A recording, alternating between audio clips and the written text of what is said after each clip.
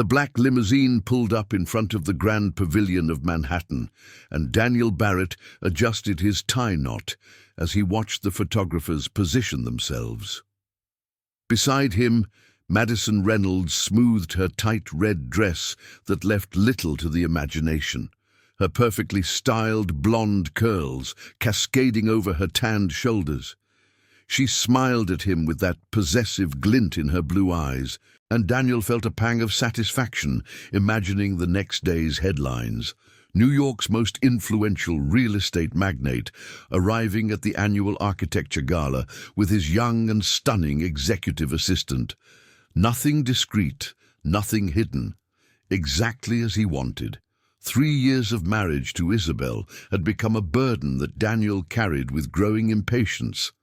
His brunette wife, with her penetrating dark eyes and reserved demeanor, had never fit into the world of appearances he cultivated. Isabel preferred her fabrics and sewing machines to the charity gala circuit. She preferred nights at home with a book to dinners at Michelin-starred restaurants. And Daniel, who had built his empire selling luxury and exclusivity, couldn't forgive that simplicity. Madison, on the other hand, was everything he thought a woman by his side should be: flashy, ambitious, willing to be seen. She understood the rules of the social game better than anyone, knew how to smile for the right cameras and make the appropriate comments at the precise moments. At 28, 15 years, Daniel's junior, Madison had the beauty that opened doors and the shrewdness to keep them open. Flashes exploded as Daniel exited the car and extended his hand to Madison. She accepted with rehearsed grace, posing beside him as if it were the most natural thing in the world. Daniel ignored the speculative glances and the whispers that were surely beginning to circulate. Let them talk. Let Isabel see the photos tomorrow in all the society magazines and websites. Perhaps then she would finally understand what he had been trying to make clear for months. "Do you think she's watching?" Madison murmured as they walked the red carpet, her voice low and provocative. Alone in that small apartment, scrolling through her phone feed and wondering how she let it all slip away. Daniel didn't answer, but the corner of his mouth curved into a half-smile. Isabel had moved out 6 months ago after a particularly bitter fight about their priorities. He hadn't made an effort to stop her. In fact, he'd felt relieved. Without her around, he and Madison could be more open about whatever it was between them. The Grand Pavilion's main hall was a masterpiece of modern architecture, with a glass ceiling that revealed the March night sky and crystal chandeliers that seemed to float in the air. Over 500 guests were already mingling among tables decorated with white orchids and French champagne. Daniel recognized familiar faces: magnates, renowned architects, celebrities from the world of fashion and design. This was the most important event on his industry's social calendar, and he made sure to attend every year. Daniel Barrett, Marcus Wellington's voice, president of the New York Architects Association, cut through the buzz. The 60-year-old approached with a wide smile, though his eyes assessed Madison with poorly disguised curiosity. "Good to have you here, and with such a charming companion." "Marcus, always a pleasure." Daniel shook his hand firmly. "You know Madison Reynolds, my executive assistant." The emphasis on the word assistant did not go unnoticed. Marcus nodded politely, but Daniel caught the subtle judgment in his expression. It didn't matter. He owed no one any explanations. Madison entwined her arm in his as they navigated the crowd, stopping occasionally for superficial greetings. She made sure to lean closer whenever someone approached, marking her territory in a way that Daniel found simultaneously gratifying and slightly embarrassing, but not enough to make her stop. "I heard this year's guest fashion designer is incredible," commented Victoria Chen, an architect Daniel knew from conferences. Her eyes gleamed with genuine excitement. They say she's revolutionized sustainable fashion in Europe. Everyone's eager to see her. Daniel took a sip of champagne, only partially interested. Fashion isn't exactly my area. Oh, but it should be, Victoria insisted. The intersection between architecture and fashion design is fascinating. And this particular designer has a remarkable story. She started practically from nothing and now has ateliers in Paris, Milan, and London. Madison rolled her eyes discreetly, and Daniel stifled a smile. The two of them shared the same disdain for accomplishments that didn't involve direct corporate power or old money. It was one of the aspects Daniel appreciated about Madison.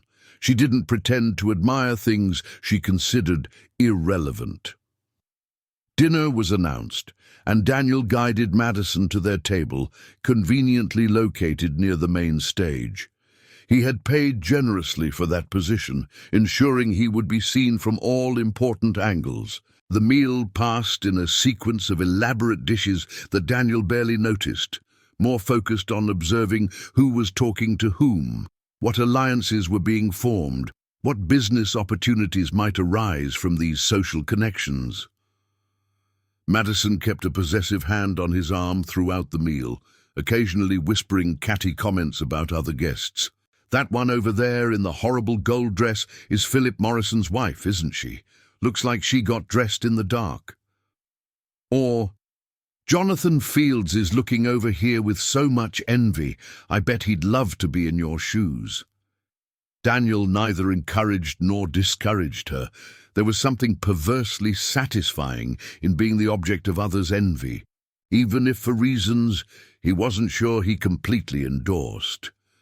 Then Marcus took the stage for the opening speech. He spoke about innovation, the importance of embracing new perspectives, how design shaped not only physical spaces, but also cultural identities. Daniel listened with half attention, already mentally anticipating when he could leave without appearing rude. And now, Marcus announced, his voice filled with genuine enthusiasm, I have the immense honor of introducing our guest of honor tonight, a visionary who has transformed the fashion industry with her sustainable and ethically conscious approach. A woman who proves that success and integrity are not mutually exclusive. Please welcome international fashion designer Isabel Barrett. The name dropped on Daniel like a bucket of ice water. His fingers tightened around the champagne glass, hard enough to almost shatter it. Beside him, Madison visibly stiffened, her hand squeezing his arm tightly. Is this some kind of joke? She hissed, but her voice was swallowed by the explosion of applause that echoed through the hall. All heads turned to the side entrance, where an elegant figure began to walk toward the stage. Daniel felt his heart race, a mix of shock, anger, and something he didn't want to name spreading through his chest. Isabel wore a dress he had never seen before, obviously one of her own creations. It was made of a fabric that seemed to capture and reflect light in impossible ways, shifting from deep blue to emerald green as she moved. The cut was simultaneously modest and stunning, embracing her natural curves without artificiality. Her dark hair fell in natural waves over her shoulders, and she wore only a pair of simple earrings that Daniel recognized as a family heirloom from her grandmother. But what truly paralyzed him was the expression on her face. Isabel didn't seem nervous or intimidated by the attention of 500 people standing, applauding her entrance. She looked confident, serene, complete in a way Daniel had never seen during their marriage, as if she had found a version of herself that didn't need his approval or validation. And as she stepped onto the stage, under the spotlights, smiling gracefully at the crowd that received her like royalty, Daniel finally understood the magnitude of his mistake. The silence that preceded the applause seemed to stretch into an eternity. Daniel felt every beat of his heart echo in his ears as he watched Isabel accept the microphone from Marcus with a grace he had never associated with her. Beside him, Madison had become a statue of ill-contained indignation, her perfectly manicured nails digging into his arm hard enough to leave marks through the fabric of his tuxedo. "Good evening, everyone." Isabel's voice floated through the sound system, clear and firm, without a trace of the shyness Daniel had always criticized. "It's an unexpected honor to be here tonight, especially at a celebration that unites two of my greatest passions, design and the belief that we can create beauty without destroying the world around us." The crowd responded with another enthusiastic round of applause. Daniel swept the room with his eyes, noticing how many guests were genuinely captivated. Victoria Chen, the architect who had mentioned the guest designer earlier, had tears in her eyes. Philip Morrison, one of Manhattan's richest men, leaned forward in his chair as if he didn't want to miss a single word.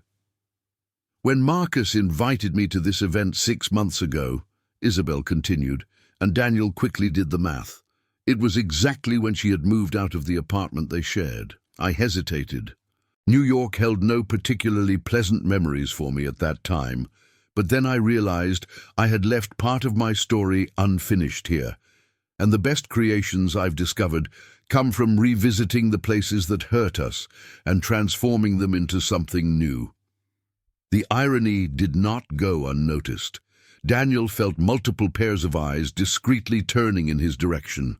Of course, some guests would know about his connection to Isabel. He had been carelessly public about his disdain for her, especially in the last months of their marriage. How many times had he remarked at business dinners that his wife lacked ambition? How many jokes had he made about her preferring needles and threads to important social events? "She's doing this on purpose," Madison hissed in his ear, her voice laden with venom. "Trying to humiliate you." But Daniel wasn't so sure. Watching Isabel on stage, the way she gestured softly as she spoke about sustainability and fair trade, the genuine passion in her dark eyes, he had the unsettling feeling that she wasn't thinking about him at all, and that, somehow, was worse than any deliberate revenge. Isabel went on to describe her journey over the past few months. How a contact in Paris, made years ago through an online forum for independent designers, had seen her portfolio and offered her space in a shared atelier. How a French celebrity had worn one of her dresses to a charity event, leading to a flood of orders. How her approach of using only sustainable materials and paying fair wages to artisans had resonated with a generation of conscious consumers. "People used to tell me I wasn't practical," she said, and for the first time her voice carried a deeper note of emotion, that my values would prevent me from achieving real success, that I needed to make compromises, play the game, be more visible. She paused, and Daniel could have sworn her eyes met his for a split second. "But I discovered there's a difference between being seen and being valued, and I chose to be valued for who I truly am, not for what someone else thought I should be." The hall erupted in applause again, and this time many guests stood. Daniel remained seated, feeling exposed under the bright lights, aware of the whispered conversations that would surely begin as soon as there was an opportunity. Madison also did not stand, her expression frozen in a tight smile that didn't reach her eyes. Isabel concluded her speech by announcing a collaboration between her brand and several sustainable architects present at the event, an initiative that would combine fashion design with innovative materials developed for green construction. The excitement in the hall was palpable. Daniel recognized several important names among the mentioned collaborators, people he had tried and failed to do business with. When Isabel descended from the stage, she was immediately surrounded by a group of admirers. Daniel watched, paralyzed, as famous designers he only knew from magazines vied for her attention. Laurent Beaumont, the enfant terrible of Parisian fashion, kissed both her cheeks as if they were old friends. Yuki Tanaka, whose minimalist clothing line was adored by celebrities worldwide, held her hands and spoke animatedly in Japanese, which Isabel apparently understood. "We need to go," Madison said sharply, pushing her chair back hard enough to make it screech against the marble floor. "This is ridiculous. She probably paid for this whole circus." But Daniel couldn't move. His eyes followed Isabel as she navigated the crowd with an ease he had never seen in her during social events in their marriage. She laughed genuinely, touched people's arms as she conversed, seemed completely at ease in an environment that had once left her visibly uncomfortable. What had changed? Or the question that truly bothered him, had she always been this way, and he simply never noticed because he was too busy comparing her to what he thought he wanted? Marcus Wellington appeared beside Daniel's table, his diplomatic smile not entirely hiding the judgment in his eyes. "Daniel, Madison, I hope you're enjoying the evening." "Of course," Daniel replied automatically, his voice sounding distant to his own ears. "You didn't mention the guest designer would be my wife." "Ex-wife, technically," Marcus gently corrected. "Isabel mentioned the divorce was finalized last week, and to be honest, Daniel, the invitation was extended on merit. Your relationship with her had no bearing on the decision. In fact," he leaned slightly closer, lowering his voice, "the committee deliberately didn't mention the connection because we wanted to avoid precisely this kind of embarrassment." Daniel's blood ran cold. They had deliberately kept information from him, which meant other people knew, had talked about it, perhaps even laughed at how he would be caught by surprise. How many of these people in the hall knew about Madison?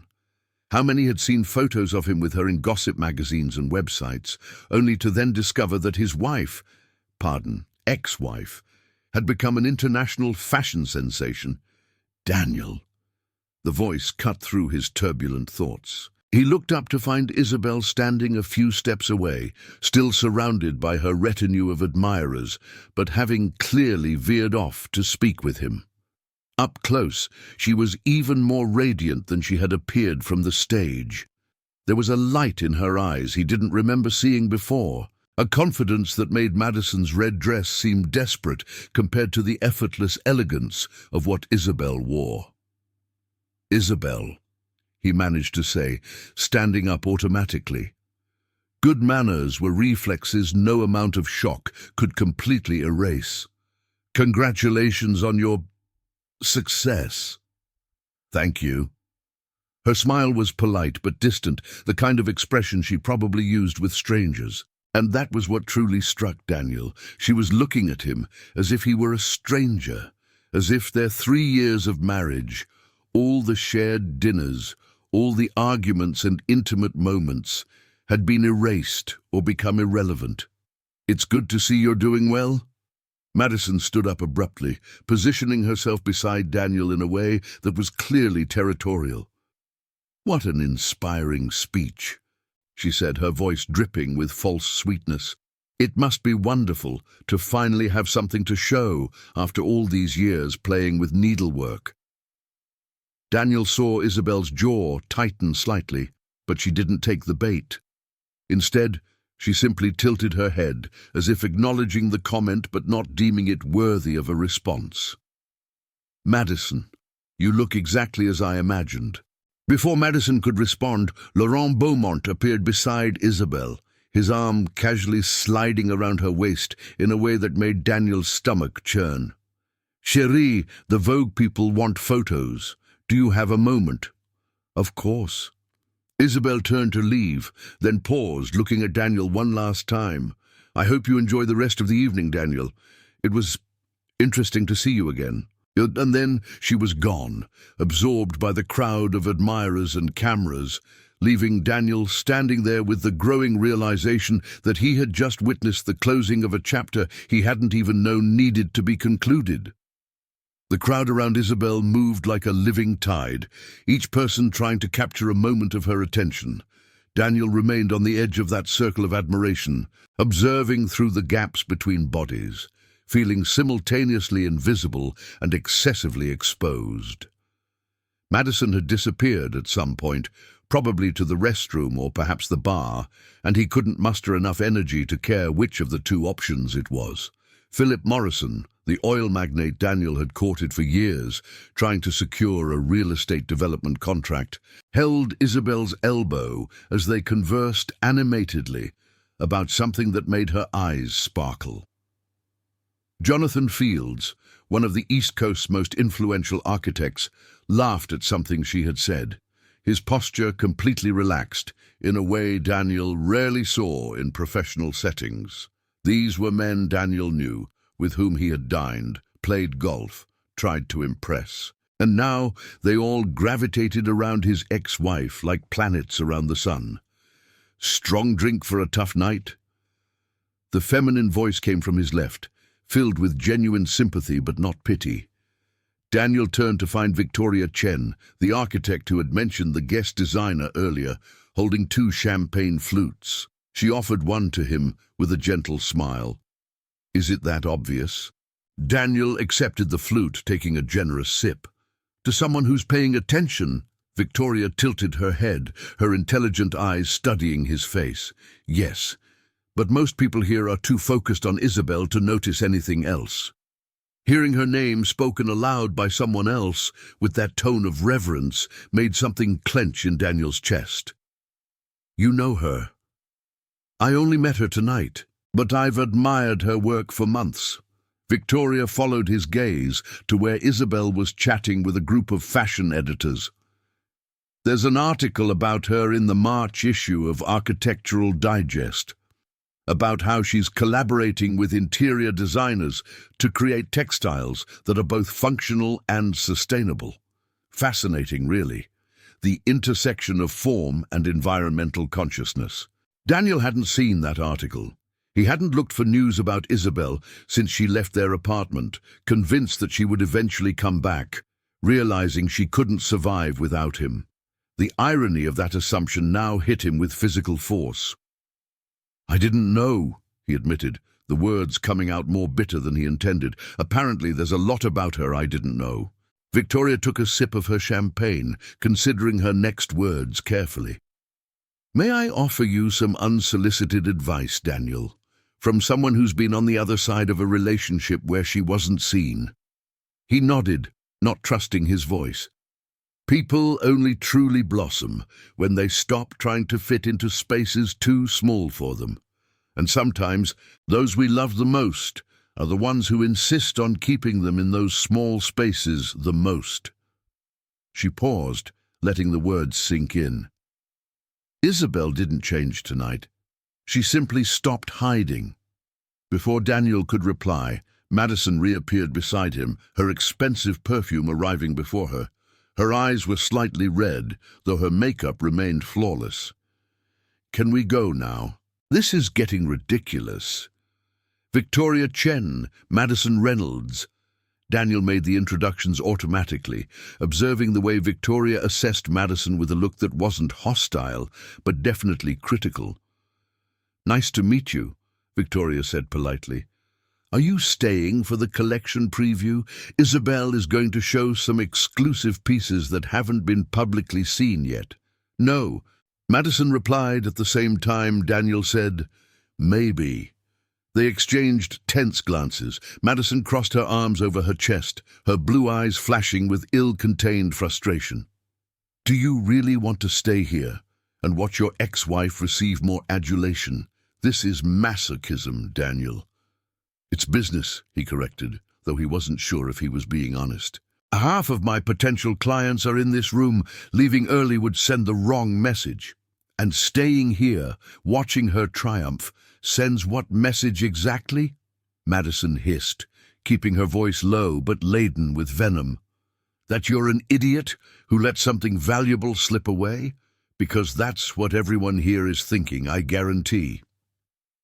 Victoria discreetly excused herself, leaving them with a murmured excuse about needing to greet a colleague. Daniel watched her go, envying her ease in navigating uncomfortable social situations, then turned his attention back to Madison.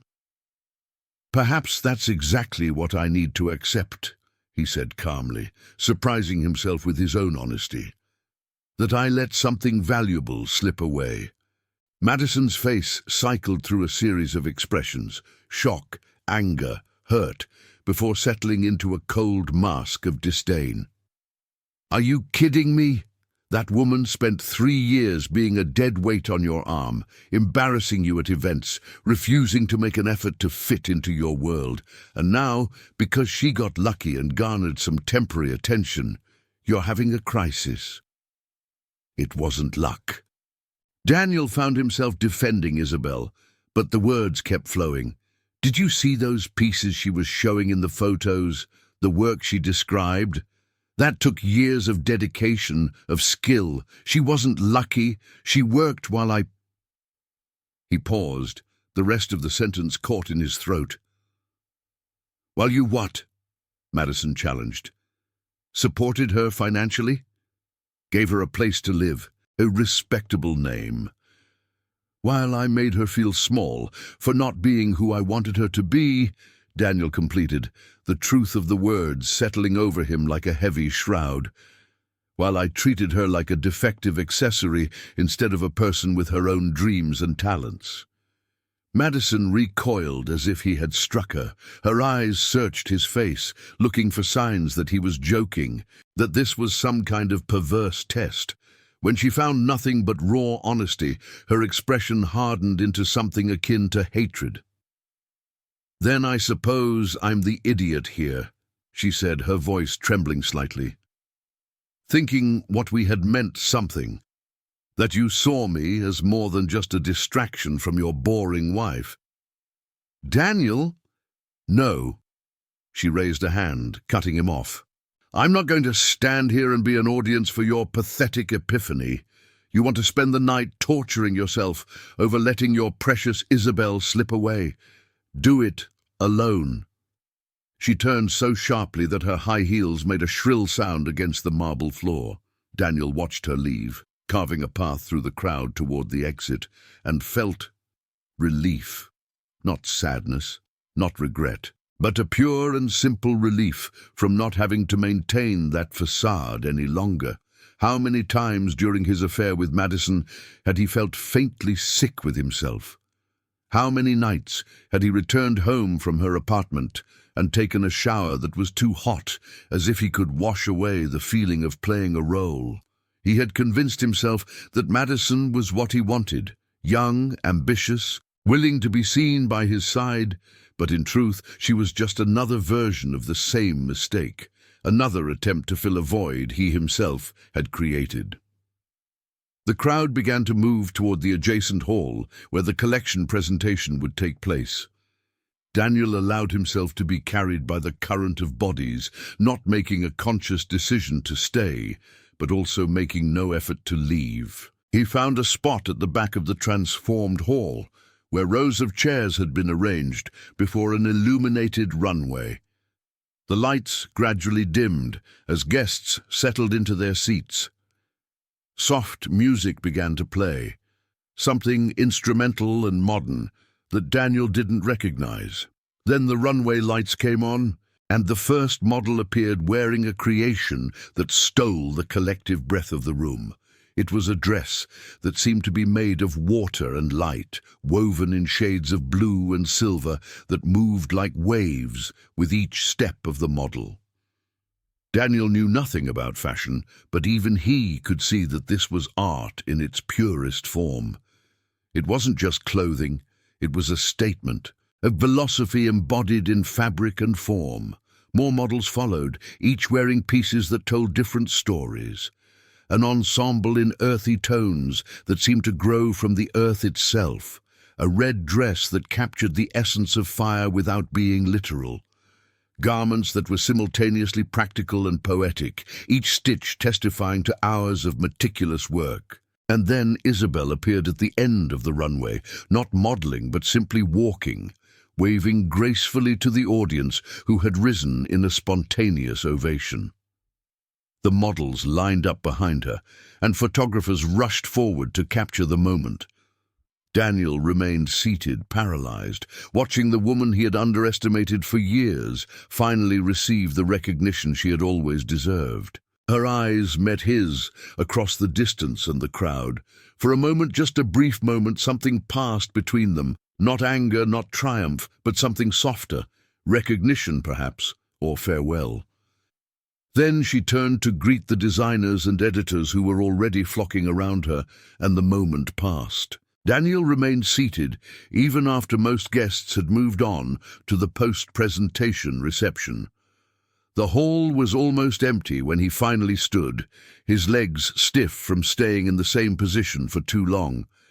He walked slowly toward the exit, observing through the open doors the party that continued in the main hall. Isabelle was at the center of it all, laughing at something Laurent Beaumont had said, her hand resting casually on his arm in a way that spoke of comfortable intimacy. Daniel wondered if there was something romantic between them, then realized he had no right to care. He had forfeited that right when he chose Madison over the woman he had promised to honor. Beautiful, wasn't it?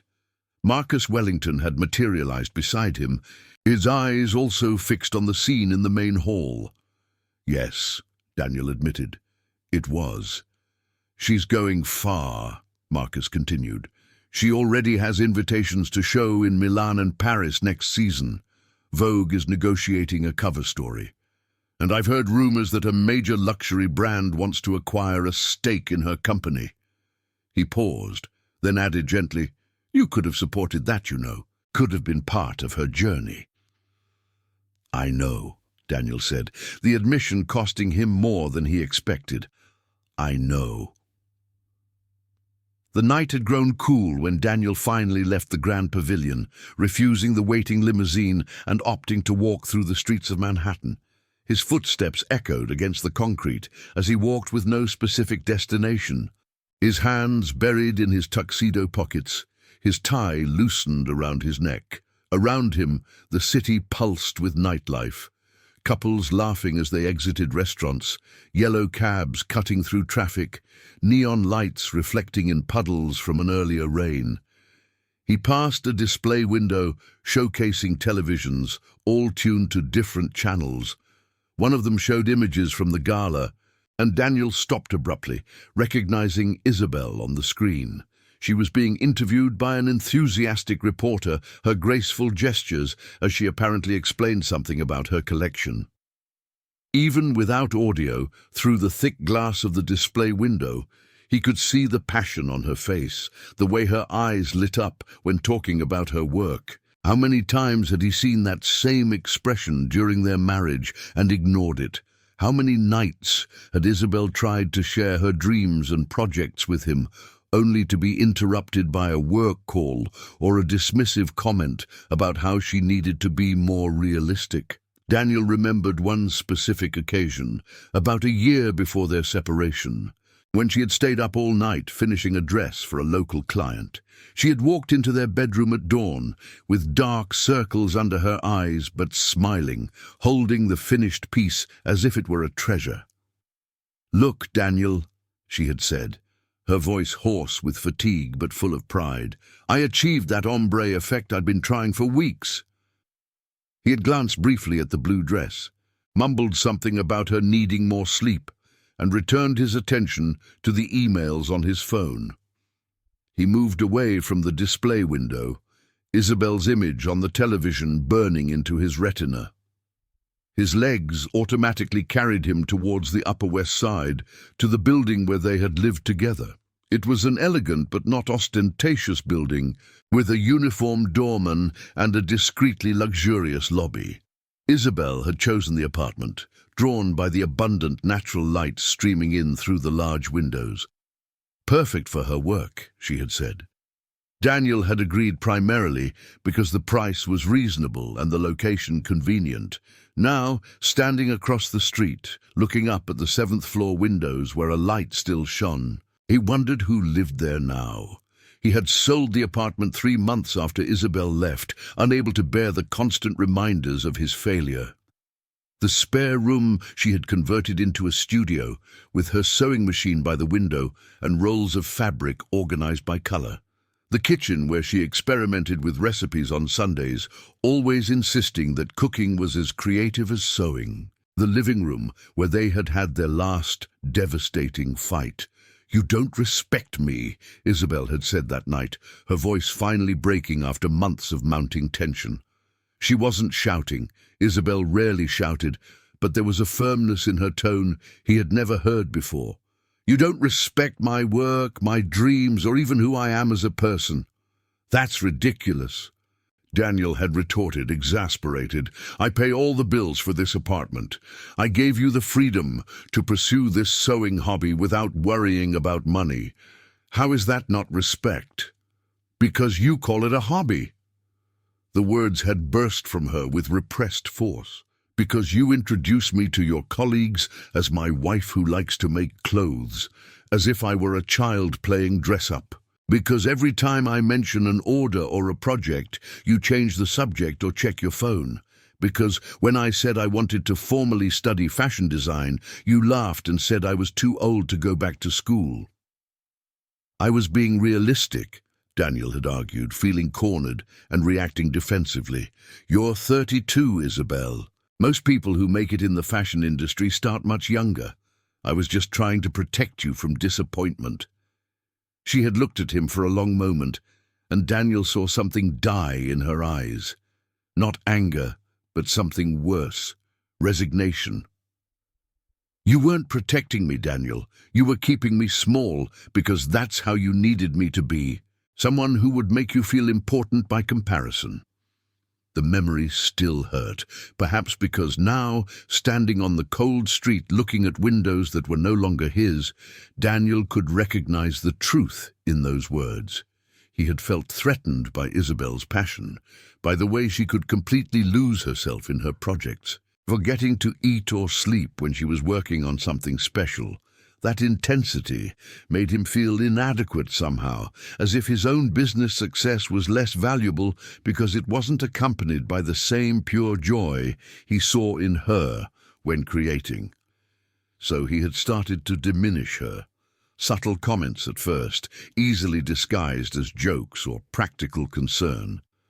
"Another dress. How many do you need to make before you realize this isn't going to pay the bills? Or maybe you should consider a real job, something with benefits and stability." Over time, the comments had become more direct, more cruel, and when Isabel started to withdraw, attending fewer social events, smiling less, Daniel had used that as evidence that she was the problem, not him. A couple passed him on the sidewalk, the woman laughing at something the man had whispered in her ear. They were holding hands, their bodies leaning towards each other in a way that spoke of genuine intimacy. Daniel felt a pang of envy so acute it almost made him double over. When had he and Isabel last walked like that? Not just side by side, but truly together, connected by something more than obligation or habit? His phone vibrated in his pocket. He pulled it out, expecting to see an angry message from Madison. Instead, it was an email from Marcus Wellington with the subject, "Tonight's event photos." Daniel opened it with slightly trembling fingers. The photos loaded slowly on the street's unstable connection. The first showed the crowd applauding during Isabel's speech. The second captured the moment she stepped off the stage, surrounded by admirers. The third was a close-up of her face as she examined one of her creations with Laurent Beaumont, her expression focused and serious, completely absorbed in the conversation. Daniel zoomed in on the image, studying every detail. The small wrinkles around her eyes when she smiled slightly at something Laurent had said. The way her fingers delicately touched the fabric of the dress they were discussing with the reverence of someone who understood every thread, every stitch. The confident posture of her shoulders, so different from the way she had started to hunch over herself in the last months of their marriage, as if trying to occupy less space. He kept scrolling. There was a photo of him and Madison arriving, and Daniel almost didn't recognize the man in the image. His smile seemed forced, artificial, like a poorly fitted mask. Madison, clinging to his arm, didn't look like a partner, but an expensive accessory being displayed. In contrast, there was another photo of Isabel talking with Victoria Chen, both leaning towards each other, their expressions animated and genuine. That was real connection, not performance. When he finally closed his phone, Daniel realized there were tears in his eyes. Not the dramatic tears of self-pity, but something more silent and profound, the grief for something he had destroyed through 1,000 small cuts, each insignificant alone, but cumulatively fatal. He started walking again, this time with purpose. There was a bar he used to frequent near Central Park, a discreet place where businessmen went to think or forget. The interior was dark and smelled of old leather and expensive whiskey. Daniel found a seat at the corner of the bar, ordered a double bourbon, and drank it slowly as he processed the night's events. Woman or work? The bartender, a man in his 50s with acne scars and kind eyes, leaned casually as he wiped a glass. How do you know it's one of the two?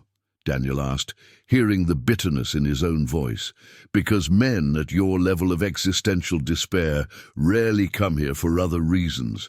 The bartender smiled without judgment. And considering you're wearing a tuxedo at 2 in the morning on a Thursday, I'm going to guess you had some formal event that didn't end well. Daniel considered deflecting, maintaining the professional facade he usually wore with strangers. But something about the bar's atmosphere, the late hour, the emotional exhaustion weighing in his bones made him want raw honesty. My ex-wife, he said finally. I saw her tonight for the first time in months. She was being honored at the event I was attending. International success, recognition from everyone in the industry, a bright future ahead. He paused, taking another sip. Everything she's achieving now, she could have achieved years ago if I hadn't spent our entire marriage making her believe her dreams were insignificant. The bartender nodded slowly, without surprise or shock. And you're here drinking because you realized that, or because she realized it and left you? The question cut straight to the core of the problem. Daniel rotated the glass between his hands, watching the amber liquid capture and reflect the bar's dim light. Both, I guess, but mostly because I spent the whole night watching her be exactly who she always was, and realizing that I wasted years trying to make her into someone smaller, someone who would make me feel bigger. That's a painful realization, the bartender observed, refilling Daniel's glass without being asked. What are you going to do with it? I don't know if there's anything I can do. Daniel thought of the photos on his phone, the way Isabel had looked at him like a stranger. I think some mistakes are beyond correction, some bridges you burn so completely that there's no way to rebuild them. Perhaps, the bartender conceded, or perhaps the point isn't to rebuild the bridge, but to finally understand why you burned it in the first place, so you don't do the same thing again. Daniel stayed at the bar until almost closing, drinking slowly and thinking. When he finally stepped out onto the street, the sky was beginning to lighten with the first signs of dawn. He took a taxi back to his current apartment, a sterile, modern place in Tribeca that had never felt like home, and entered the elevator with a sleepy doorman who didn't recognize him. In the silence of his apartment, Daniel went straight to his study. He opened his laptop and started searching. Articles about Isabel, interviews, videos of fashion, shows where her creations had been featured. He read every word, watched every second, absorbing the magnitude of what she had built. And with each new piece of information, the realization of his era grew like a rising tide, inexorable and relentless. When the sun finally rose completely, illuminating Manhattan through the floor-to-ceiling windows, Daniel was sitting on the office floor, surrounded by printouts of articles about Isabel. And for the first time in years, he cried. Not out of self-pity, but from genuine grief. For the marriage he had destroyed, for the woman he had underestimated, and for the man he had allowed himself to become. The morning brought an emotional hangover that no amount of coffee could cure. Daniel sat at the kitchen table of his sterile Tribeca apartment, surrounded by printed articles about Isabel, his distorted reflection on the polished black granite surface. His phone vibrated incessantly, messages from Madison he couldn't muster the energy to read, social media notifications showing photos from the gala spread across all the city's gossip sites. In each of them, the narrative was the same: the triumphant rise of Isabel Barrett versus the public humiliation of her narcissistic ex-husband. He wasn't ready to face the office. He wasn't ready for the whispered conversations that would surely begin as soon as he walked through the glass doors of Barrett Developments. Instead, he found himself walking aimlessly through Lower Manhattan, watching the city wake up around him. Bike couriers zigzagging through morning traffic, executives hurrying along with takeout coffee cups, tourists snapping photos of the skyline. His feet carried him to Soho, where art galleries were beginning to open their doors. He stopped in front of a small boutique he didn't recognize, drawn by the minimalist display window showcasing a single dress on a white mannequin. The fabric was a deep green that seemed to shift in shade depending on the angle of the light, and there was something about the way it draped, the clean yet organic lines, that made him step closer. A small card next to the mannequin read, "Aurora Collection, Isabel Barrett." Daniel froze. Of course it would be hers. Of course her creations would already be sold in Manhattan's most exclusive boutiques, places he passed daily without ever noticing. How much other evidence of her success had he ignored? Too busy maintaining his own image to pay attention to what was happening around him? Beautiful, isn't it? A feminine voice came from behind him. Daniel turned to find a woman in her 40s with short, modern grey hair and thick-framed glasses. She held a teacup, steam rising in lazy spirals. "You have good taste. That piece is from one of the most sought-after designers right now." "I know who she is," Daniel said, his voice coming out harsher than he intended. The woman tilted her head, studying him with renewed interest. "Are you a collector? Because I have to warn you, the waiting list for Barrett pieces is 6 months. She only works with sustainable materials, and each creation is handmade, so production is limited." 6 months, Daniel repeated, almost to himself. "And people wait? They wait and they pay happily." The woman smiled with proprietary pride. "I'm Claire Hoffman, owner of this boutique. I was lucky enough to get representation for Barrett before she completely exploded. Now I'm struggling to keep any inventory. Every piece I receive sells in days, sometimes hours." Daniel looked again at the dress in the display window. The price listed discreetly on a small card next to it made him blink. $4,000.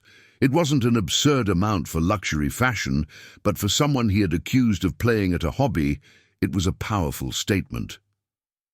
"Has she ever come here personally?" The words slipped out before he could censor them. Claire studied him for a moment longer, and something in her expression changed. "You're him, aren't you? The ex-husband. I recognized your face from last night's photos." There was no accusation in her voice, just factual statement. "Isabel comes here occasionally when she's in New York. In fact, she was here the day before yesterday, preparing some details for yesterday's presentation." "Did she talk about me?" Daniel wasn't sure he wanted to know the answer. "No," Claire answered honestly. "And that's the part you need to understand. When Isabel talks about her journey, about the challenges she overcame, she doesn't mention you specifically. She talks about finding the courage to believe in herself, about learning to value her own voice. You are, at best, a footnote in a much larger story about a woman discovering her own worth." The words should have hurt, and they did, but there was also a strange liberation in them. He wasn't the central villain of Isabel's story. He was simply an obstacle she had overcome on her way to something greater. "Do you want to come in?" Claire offered, gesturing to the boutique door. "I can show you the rest of the collection I have. Maybe it will help you understand what you lost." Daniel followed her inside. The store's interior was as minimalist as the display window. White walls, soft lighting, carefully selected pieces displayed like works of art. Claire guided him through the small collection, explaining the philosophy behind each piece, the sustainable materials used, the traditional sewing techniques Isabel had studied with artisans in different countries. This one, Claire stopped in front of a structured blazer in a charcoal grey shade, was made from recycled wool from vintage sweaters. Isabel has a network of cooperatives across Europe that collect discarded clothing and transform it into new materials.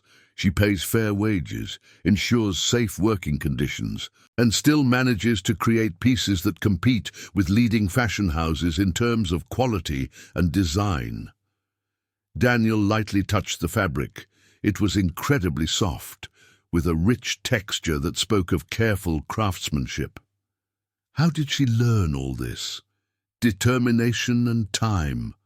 Claire crossed her arms, leaning against a display table. She once told me she spent years studying on her own. Through online tutorials, old sewing books she found in second-hand stores, conversations with other designers in forums. When she moved to Paris, she sought out traditional artisans and offered to work for free in exchange for learning. She slept in a shared apartment the size of a closet, saved every cent to buy quality materials. The image Claire painted was so different from the life Isabel had lived with Daniel. The spacious apartment, the bills paid without worry, the financial comfort he had always considered his greatest contribution to the marriage. But he realized now that comfort had come with a price. His constant minimization of her dreams, his insistence that she should be grateful for what he provided, instead of ambitious for what she wanted to create. "I was wrong about her," Daniel said in a low voice, more to himself than to Claire. "About everything. Most people are wrong about a lot of things until they're forced to see clearly." Claire didn't sound condescending, just pragmatic. The question is what you do with that clarity now that you have it. Daniel spent the entire morning in the boutique, asking questions, listening to stories, absorbing details about the world Isabel had built away from him. Claire, sensing his genuine need to understand, was patient and thorough in her explanations. She showed him the guest book where clients left enthusiastic comments, magazine articles highlighting Isabel's commitment to ethical practices, even emails from young designers seeking advice. When he finally left the boutique, it was already past noon. His phone kept vibrating. Now there were messages from his assistant asking where he was, reminders of missed meetings, urgent emails that needed replies. Daniel ignored all of them and walked to Battery Park, finding a bench facing the Hudson River. The water was choppy today, small waves lapping against the concrete pier. Boats passed slowly, and across the river he could see the outlines of Jersey City against the cloudy sky. Daniel pulled out his phone, finally forcing himself to look at Madison's messages. The first was relatively restrained. "We need to talk about yesterday." The following ones increased in intensity and anger. "Are you really going to ignore me after publicly humiliating me? I should have realized you'd always be that pathetic man obsessed with his ex." The last one, sent at 5 in the morning, was shorter and colder. "Consider our relationship terminated professionally and personally. My resignation letter will be on your desk Monday." Daniel should have felt something. Panic at the loss of a competent assistant, regret at the end of the relationship, something. Instead, he felt only a neutral emptiness, as if a part of him that had been constantly tense finally relaxed. Madison had never been what he truly wanted. She was just a convenient distraction from confronting what he had lost. He kept scrolling until he found messages from Marcus Wellington. "Daniel, I hope you're okay. I know last night was difficult. If you need to talk, I'm available." There was a sincerity in the text that touched something in Daniel. Marcus, who had every reason to judge him harshly, was offering kindness instead. Daniel typed a reply. "Thank you, Marcus. I could use a conversation. Do you have time this week?"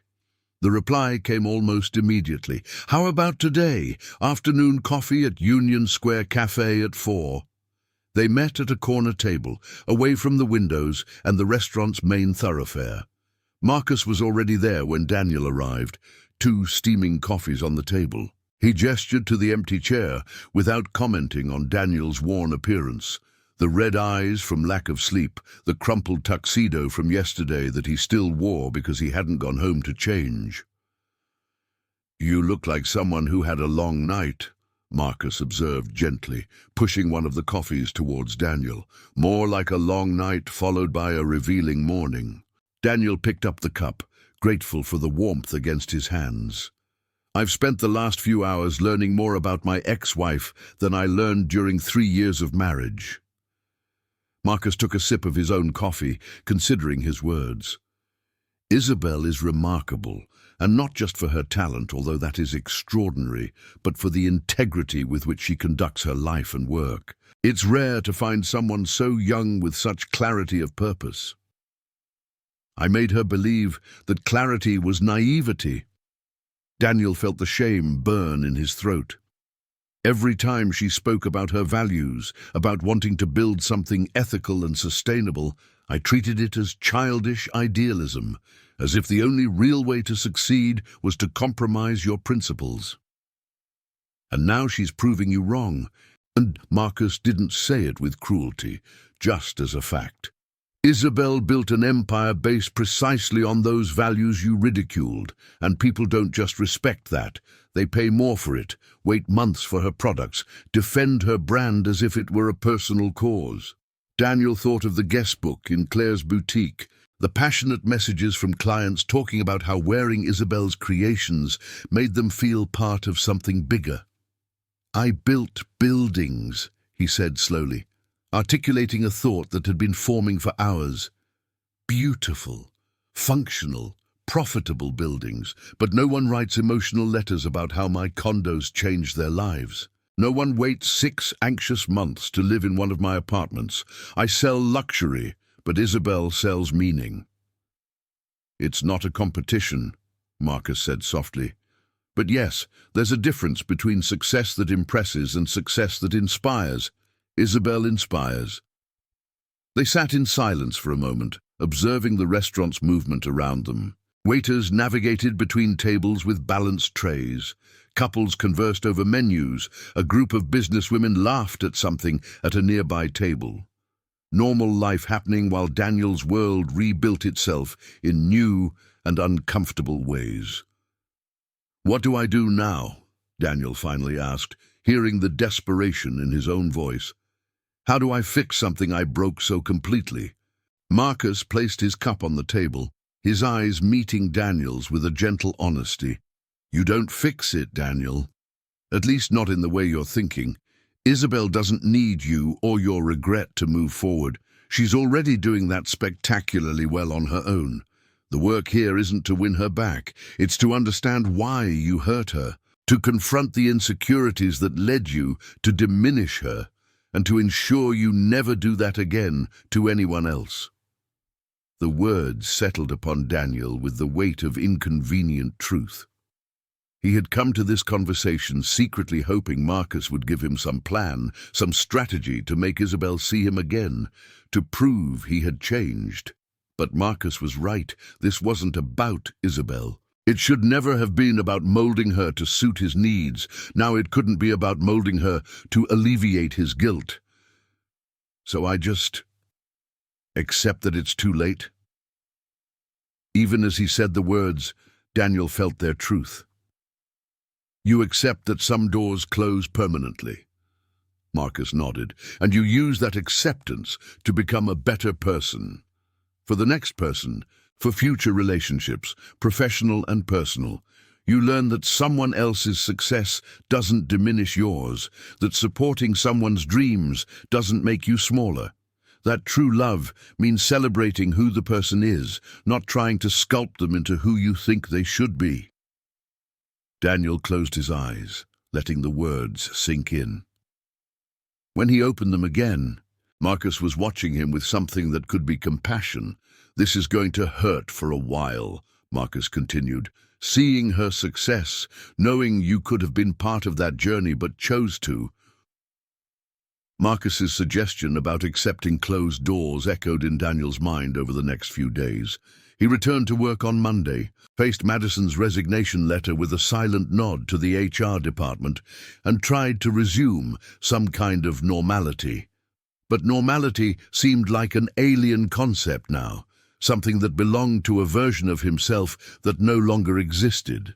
Meetings passed in a haze of presentations about profit margins and market projections. Daniel listened to his partners talk about a new development in Williamsburg, a luxury project that would transform an old warehouse into multi-million-dollar lofts. He nodded in the right places, approved budgets, signed contracts. But his mind kept returning to that dress in Claire's boutique, to the way the fabric caught the light, to the countless hours of work Isabel had invested in every stitch. On Wednesday night, he found himself driving to Brooklyn, to a neighborhood he rarely visited. There was a small community theater there that Isabel had mentioned years ago, a place where local artists displayed their work. She had suggested they go together once, excited about a textile art exhibition. Daniel had refused, saying he had important meetings in the morning and couldn't waste time with amateur crafts. The theater was warmly lit when he arrived, people circulating in small groups with wine glasses, examining the pieces on the walls. There was nothing of Isabel's there, of course. She was on another level now, far beyond community exhibitions. But Daniel walked through the space anyway, forcing himself to truly look at the work on display. There was a quilt made entirely from scraps of work uniforms, each piece carrying stories of different professions and lives. A set of tapestries that depicted the New York skyline through the seasons, woven with naturally dyed threads.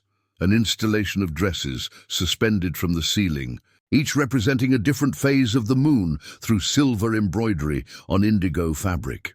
Daniel stopped in front of this last piece, watching how the dresses spun slowly on invisible currents, their shapes flowing like water. The artist, a young woman with paint on her hands and a shy smile, approached him. "It's inspired by the concept of cyclical transformation," she explained, her voice laden with contained passion. "How nothing remains static, but everything returns in new forms. The moon always changes, but always comes back." "How long did that take to make?" Daniel asked, genuinely curious. 8 months. She gently touched one of the dresses, making it sway. "Each embroidery is handmade.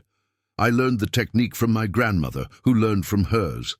It's a tradition passed down through generations, but I wanted to do something contemporary with it." "It's extraordinary," Daniel said, and realized he was being sincere. There was no condescension in his voice, no judgment about the practical value of the work, just genuine appreciation for the dedication and skill he saw before him. The artist blushed slightly. "Thank you. It means a lot to hear that." She hesitated, then added, "Do you work with art too?" "No, I develop real estate." Saying it aloud, it suddenly sounded hollow. "But I'm trying to learn to see beauty in things I once ignored." She nodded, as if she understood perfectly, and perhaps she did. It's never too late to learn to see differently. Daniel left the theater an hour later with an exhibition catalogue and an invitation to the next opening the following month. He wasn't sure if he would go, but keeping the invitation in his wallet seemed important somehow. A small step towards becoming someone who valued creation as much as profit. On his way back to Manhattan, he passed a bookstore that was still open. On impulse, he parked and went inside. The fashion and design section was on the second floor, shelves filled with large, colorful books on different aspects of the industry. Daniel picked up a title on sustainable fashion, another on the history of textile design, a third on pioneering women in the fashion industry. He took them to the register without allowing himself to question why he was doing it. Back in his apartment, Daniel brewed strong coffee and began to read. The words initially blurred together, technical terms he didn't understand, references to designers and movements that were foreign to him. But he persisted, making notes in the margins, looking up unfamiliar concepts on his phone. When he finally went to sleep at 3 in the morning, his mind was full of new information and a growing understanding of how vast the world Isabel inhabited truly was. The following week brought an unexpected call from Victoria Chen, the architect who had spoken with him at the gala. "Daniel, I hope I'm not bothering you. I got your number from Marcus." Her voice was friendly but professional. "I'm organizing a panel on sustainable design in architecture and fashion, and I thought you might be interested in attending as an audience member. Isabel will be one of the speakers." Daniel's heart involuntarily leaped. "When is it?" "Friday night at the Architecture Center. Nothing formal. Just a conversation among professionals about how we can make our industries more environmentally conscious." She paused. "Isabel doesn't know I'm inviting you, but Marcus mentioned you were trying to expand your perspective. I thought this might help." Daniel should have declined. Showing up would put him in a potentially awkward position, risking making Isabel uncomfortable. But curiosity won out over caution. "I'll go, and Victoria, thank you for thinking of me." The Architecture Center in Greenwich Village was a modern glass and steel space, bustling with students and professionals when Daniel arrived on Friday evening. He chose a seat at the back of the auditorium, semi-hidden behind a column, where he could observe without being easily noticed. About 100 people filled the chairs, chatting animatedly as they awaited the start. The panel consisted of 5 people: Victoria as moderator, Isabel, an architect specializing in green buildings, a sustainable materials engineer, and an entrepreneur who invested in clean technologies. When Isabel stepped onto the stage, wearing wide linen trousers and a simple yet elegant blouse, Daniel felt that familiar pang of loss, mixed with involuntary pride. The discussion began with Victoria asking questions about how each industry was addressing sustainability issues. The architect spoke about recycled building materials and energy-efficient design. The engineer described innovations in bioassemblies and waste reduction. The entrepreneur shared data on growing investments in the circular economy. Then it was Isabel's turn. She leaned slightly forward, her hands gesturing softly as she spoke. "In fashion, we face an interesting paradox. The industry is one of the most polluting in the world, but also one of the most personal. The clothes we wear touch our skin, carry our stories, express our identities. So when we talk about making fashion sustainable, we're not just talking about production processes. We're talking about changing the fundamental relationship people have with their clothes." She described visits to factories in Bangladesh, where workers received starvation wages and faced dangerous conditions. She spoke of rivers in China dyed blue or red, depending on the fashion season's color. Of mountains of discarded clothing in African deserts, synthetic fabrics that would never decompose. "But the opposite is also possible," she continued, her voice carrying genuine hope. "I work with women's cooperatives in India that spin organic cotton using traditional techniques, with artisans in Italy who dye fabrics using plants and minerals, methods that have existed for centuries. With young designers around the world who are reimagining what fashion can be when we remove the imperative of infinite growth and replace it with lasting quality." A student in the audience raised her hand. "But how do we do that at scale? How do we convince big brands to change when the fast, cheap model is so profitable?" Isabel smiled gently. By changing what consumers value.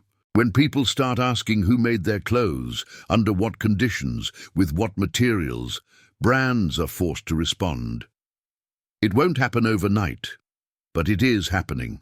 I see it in my clients, in the messages I receive.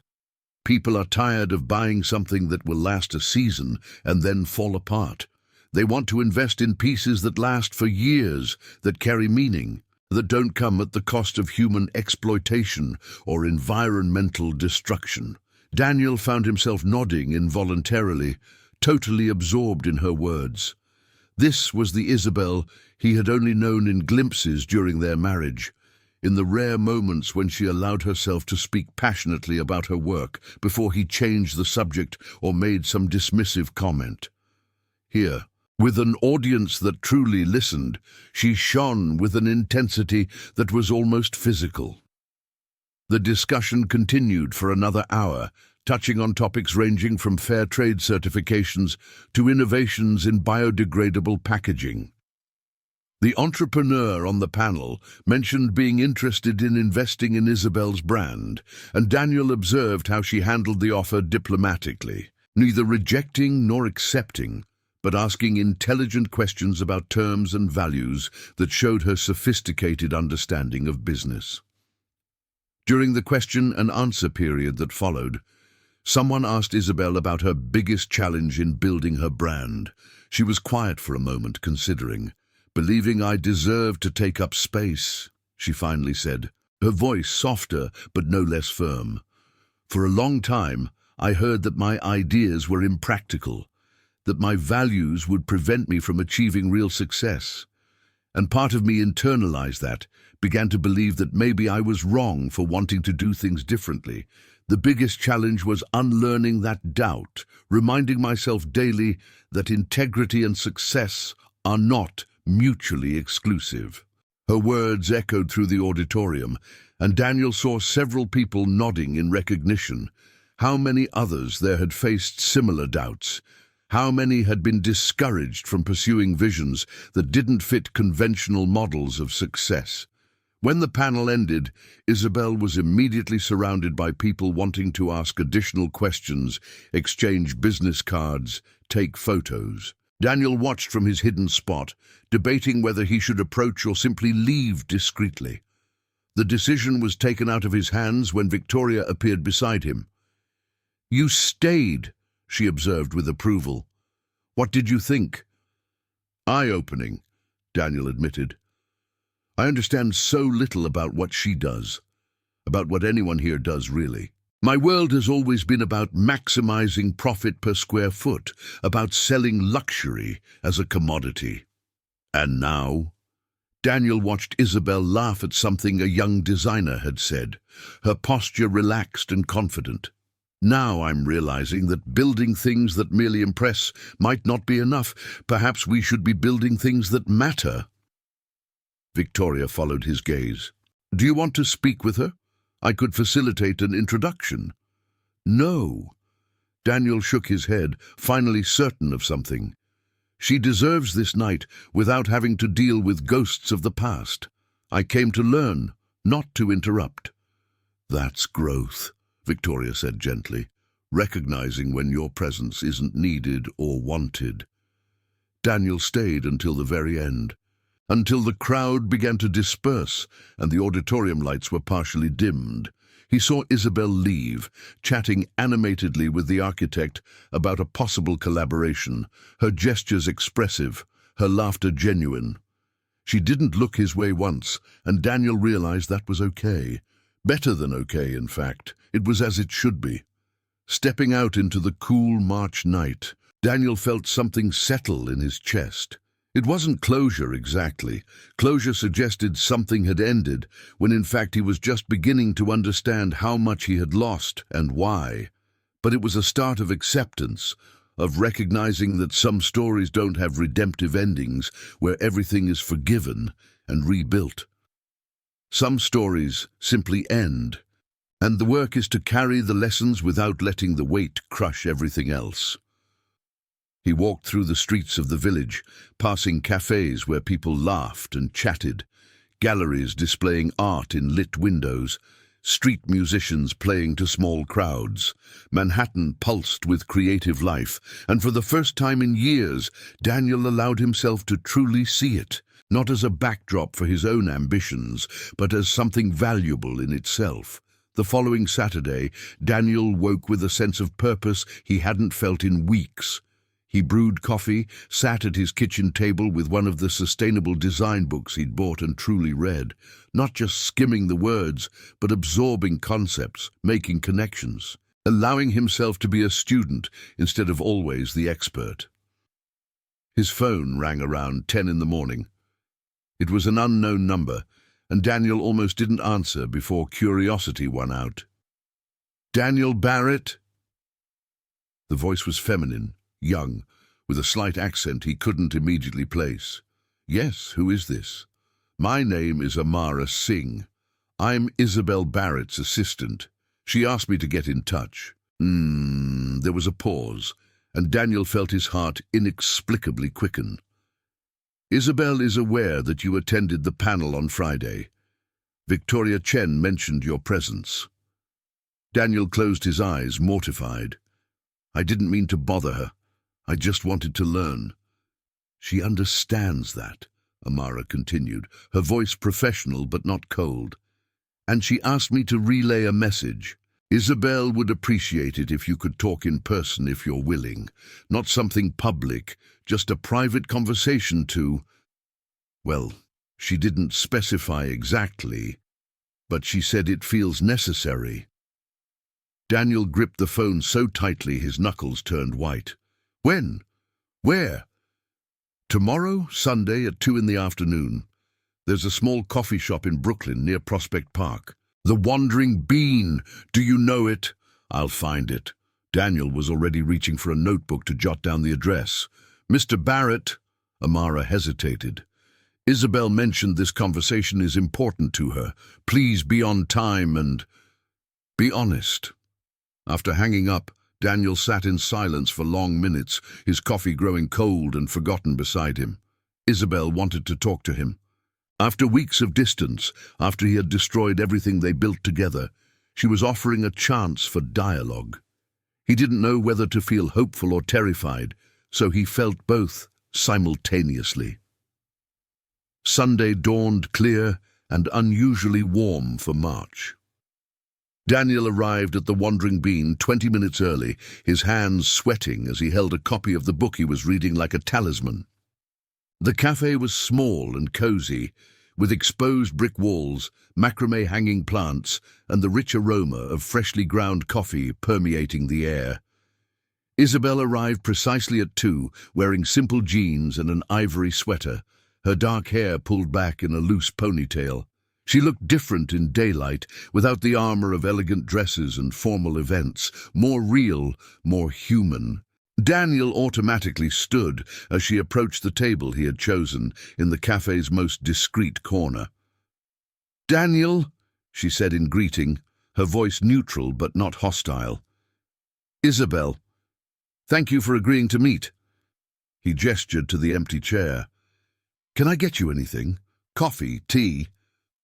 "Green tea, please." She sat down as he went to the counter, using those few minutes to compose himself. When Daniel returned with her tea and a black coffee for himself, Isabel was looking out the window, watching people pass on the street. She accepted the cup with a nod of thanks, then turned to face him directly. "You must be wondering why I wanted this conversation," she began, her hands cupping the warm mug. "Honestly, yes." Daniel forced himself to maintain eye contact. "I didn't expect. After how things ended, I didn't think you'd want to see me again." Isabel took a sip of tea, considering her words. "I didn't want to. For a long time I was content to let our marriage just be a closed chapter, something I would move past without looking back." She paused, then continued. "But Victoria told me about you at the panel, how you stayed until the end, how you asked intelligent questions afterward. And I realized that perhaps there are things that need to be said for both of us to move on completely." "I understand." Daniel placed his cup on the table, his hands trembling slightly. Isabel, I need to say something first. I was wrong. About everything, about how I treated you, about how I devalued your work and your dreams. I spent 3 years making you feel small because your passion somehow made me feel inadequate. She watched him silently, her expression unreadable. I watched you at the gala, he continued, the words flowing now that he had started. I saw the way people admired you, how your work touched them, and I realized you were always extraordinary. I was just too determined to mold you into something smaller, something that wouldn't threaten my own sense of importance. Why? The question came softly, but laden with years of hurt. Why did you marry me if you couldn't accept who I was? Daniel took a deep breath, forcing himself to confront a truth he had been avoiding. Because at first I found your passion charming, different from the other women I knew who were more interested in social status than in creating something real. But as our marriage progressed, as you delved deeper into your work, I started to feel secondary. He looked down at his hands. My ego couldn't handle the fact that you had something that completely fulfilled you, something that didn't depend on me. So I tried to diminish it, to make it seem insignificant. Isabel placed her cup on the table, her eyes glistening with unshed emotions. Do you have any idea how much that hurt?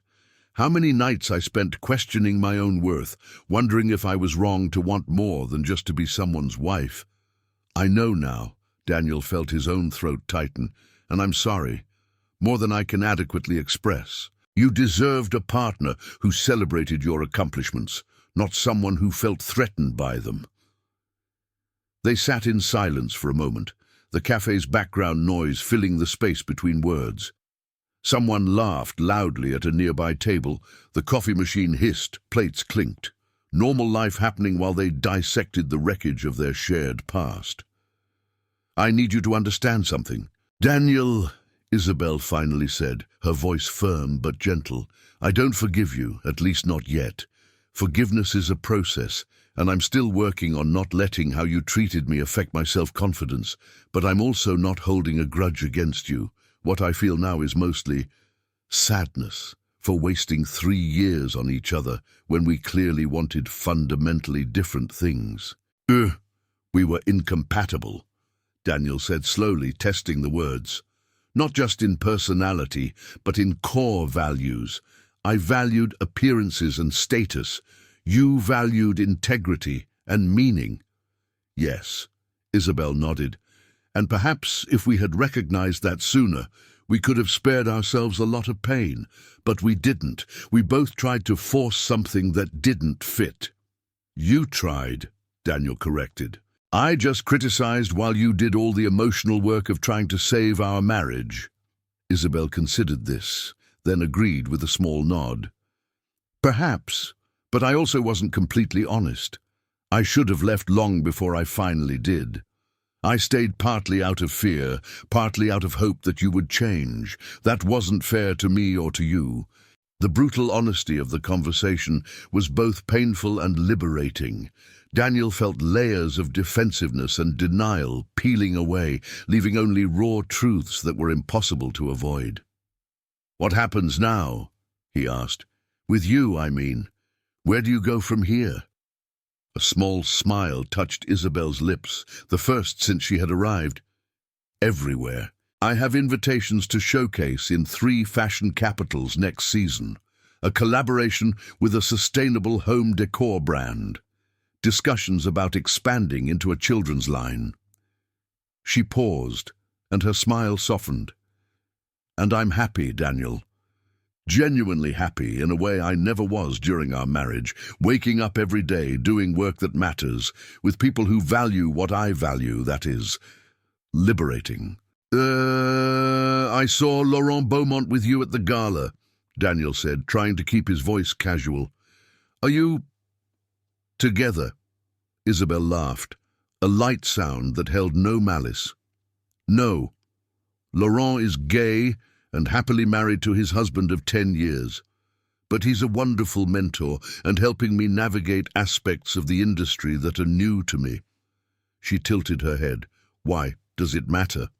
"No," Daniel admitted honestly, "or rather it shouldn't matter, but I still feel that pang when I think of you with someone else, which is ridiculous considering how I treated you." "You were with Madison," Isabel pointed out, without accusation, just a factual statement. "I was."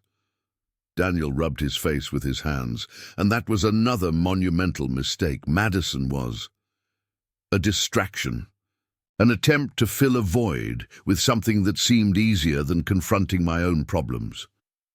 "Did she leave you?" There was no satisfaction in Isabel's voice, just gentle curiosity. "Basically, yes. After the gala, after she realized I wasn't going to stop thinking about you." Daniel looked directly at Isabel. "But I'm not telling you this because I hope for anything. There's no second chance here, I understand that. You've moved on, built an incredible life, and I have no place in it." Isabel held her cup again, her eyes distant for a moment. "You're right. There's no way back to what we were. But perhaps, eventually, there can be some kind of peace, not friendship necessarily, but a mutual acceptance that we were both different people trying to make something work that was doomed to fail from the start." "I would like that," Daniel said sincerely. "And Isabel, I want you to know that I'm going to work to be different. Not to win you back, but because the man I was, the man who hurt you, is not who I want to be. That's all you can do." Isabel finished her tea, then began to stand. "Grow from this. Ensure that the next person you love is treated as a partner, not an accessory." Daniel stood too, not wanting her to leave, but knowing it was time. "Can I ask you one last thing?" She paused, waiting. "Are you happy? Truly happy?" The smile that lit Isabel's face was answer enough before she even spoke. "More than I ever imagined possible. I woke up. Daniel, I spent so long trying to fit into small spaces that I forgot what it felt like to breathe fully. Now I breathe." She turned to leave, then looked back one last time. "Take care, Daniel. And perhaps, one day, when we've both truly moved on, we can look back without pain, just as two people who were in the wrong place at the wrong time." Daniel watched through the cafe window as she disappeared into the Sunday crowd in Brooklyn, her silhouette growing smaller until it vanished completely. He stayed there long after, his cold coffee forgotten, processing everything that had been said and everything that remained unsaid. When he finally left the wandering bean, the sun was beginning to set, painting the Manhattan sky in shades of orange and pink. Daniel walked through Prospect Park, watching families enjoy the unusually warm weather, couples holding hands, artists painting the sunset. He thought of Isabel, probably already back at her studio or meeting collaborators, living a life that pulsed with purpose and passion. He thought of the man he had been when they married, so certain that success meant impressing others and accumulating status symbols. And he thought of the man he wanted to become, someone who valued substance over appearance, who celebrated others' success instead of feeling diminished by it. There was no dramatic redemption here, no happy ending where everything was forgiven and rebuilt. Some mistakes were too permanent for that. But there was something more valuable, perhaps, the opportunity to learn, to grow, to carry the lessons without letting guilt paralyze every future step. Daniel stopped on a small bridge that crossed a pond in the park, watching ducks glide smoothly across the water. Life went on, indifferent to individual dramas and broken hearts. And perhaps there was solace in that, in the way the world kept spinning, offering infinite chances to try again, to be better, to do differently. He didn't know what would come next, but for the first time in months, he was ready to find out, not as the man he had been, but as someone imperfectly trying to be more.